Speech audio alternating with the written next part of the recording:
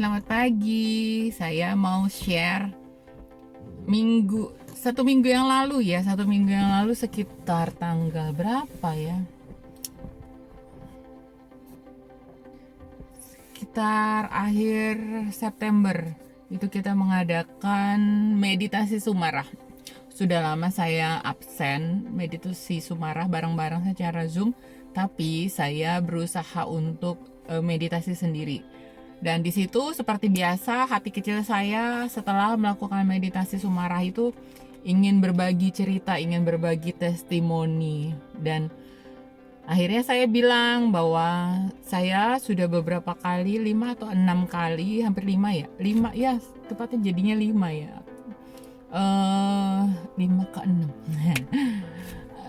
Saya memiliki tanda-tanda, saya dikasih tanda-tanda kalau ada orang yang mau sakit, masuk rumah sakit atau sampai ICU atau sampai dia meninggal. Dan kata Bu Lora itu sebagai pamongnya kita, ya kamu terima, kamu amati saja gitu. Karena saya kan nggak mau sesumbar, saya nggak masih merasa jauh dari sempurna gitu. Cuman kok berapa kali kebetulan, jadi selain saya konsultasi sama Bu Lora, saya juga ada cerita sama teman dekat saya gitu. Dan memang itu hari Kamis biasa kita melakukan meditasi Sumarah. Jadi dengan segala kerendahan hati ya kita belajar untuk mendengarkan tuntunan, untuk mendengarkan hati nurani kita gitu. Jadi di antara kesibukan kita itu ya kita diminta untuk, ibaratnya kalau meditasi itu seperti mandi ya, jadi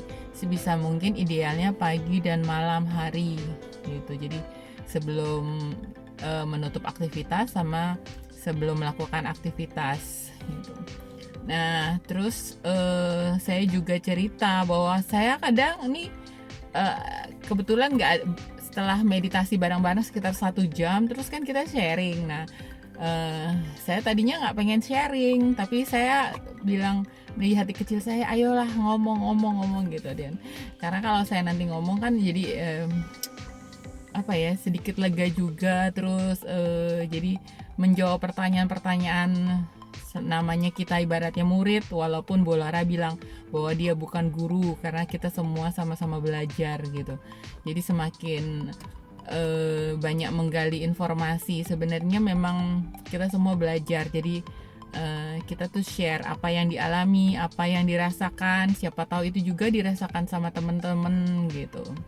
Nah memang Bu Lora juga pernah bilang bahwa saya sebisa mungkin juga ada tuntunan dari tim pendoa gitu. Jadi makanya sebagai makhluk biasa saya ingin video ini itu berguna khususnya buat putri-putri saya atau teman-teman yang sedang dan masih mengalami peristiwa-peristiwa beracun atau toxic relationship, entah itu di dalam keluarga, di dalam masyarakat gitu. Karena memang kan selalu ada aja tuh duri dalam daging, dan kita sendiri juga mungkin pernah melakukan kesalahan. Jadi bedanya sebenarnya kalau teman-teman sama yang sudah melakukan meditasi dan belum melakukan meditasi, yaitu kalau dilihat jadi berani mengakui kesalahan dan berusaha untuk tidak mengulangi lagi perbuatan yang kurang menyenangkan atau malah bikin dosa atau bikin nambah karma kurang baik.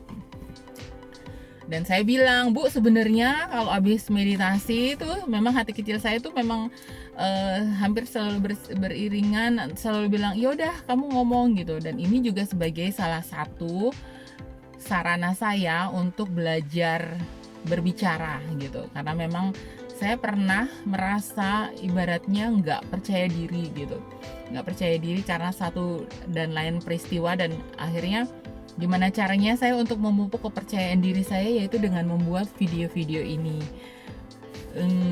Di situ saya bilang bahwa saya kadang kalau sama Bu Lora itu ada rasa takut ya. Saya ibaratnya kalau kayak di sekolah tuh seperti guru killer, karena beliau juga termasuk yang bisa membaca pikiran saya walaupun kita melakukan meditasi Sumarah itu secara Zoom gitu. Jadi kadang-kadang apa yang saya mau lontarkan itu beliau sudah lontarkan, dan itu saya suka bikin gemes gitu.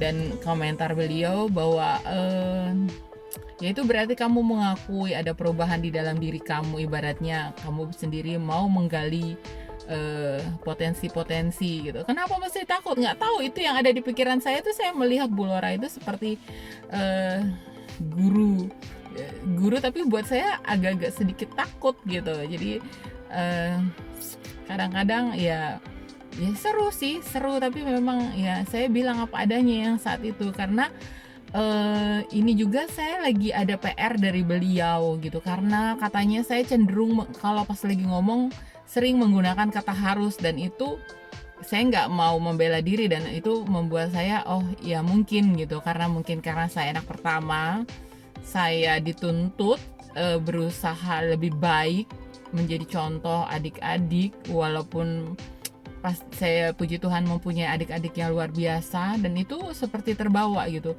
dan itu memang spontan saja Bu Laura bilang, dan itu memang saya nggak bisa berkelit juga.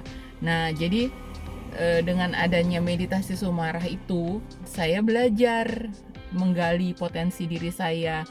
Terus saya juga oh iya mungkin ya saya terlalu sering pakai kata harus, dan saya bilang, Bu ini udah bulan ketiga sebenarnya saya menghindari untuk mengikuti meditasi Sumarah. Saya sambil ngerem diri saya bahwa memang saya itu belajar mengurangi ngomong dengan kata harus gitu. Jadi saya ganti setidaknya atau lebih biar lebih luas lah ya gitu. Jadi sekian dulu teman-teman tentang meditasi Sumarah, testimoninya.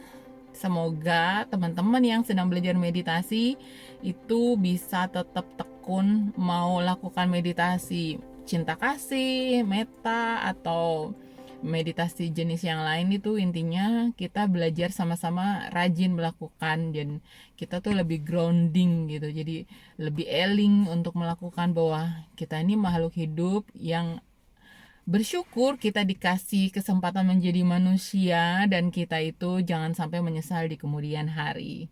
Sekian dulu, ternyata sudah 7 menit. Salam damai, namaste, rahayu, ciao ciao.